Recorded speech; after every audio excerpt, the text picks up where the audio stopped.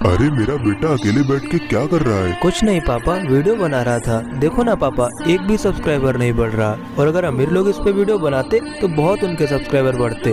तो बेटा तेरे क्यों नहीं बढ़ रहे? क्योंकि पापा मैं उनके जैसे माँ की कसम नहीं दे रहा हूँ, मैं उनके जैसे भगवान की कसम नहीं दे रहा हूँ, इसलिए नहीं बढ़ रहे। सिर्फ पापा मुझे 81 सब्सक्राइबर चाहिए, और ये मिशन मैं अमीर लोगों के जैसे माँ की कसम दे के नहीं पूरा करूँगा, फिर चाहे लोग मुझे करें सब्सक्राइब या ना करें। अरे बेटा क्यों परेशान हो रहा है? हो जाएंगे सब्सक्राइबर।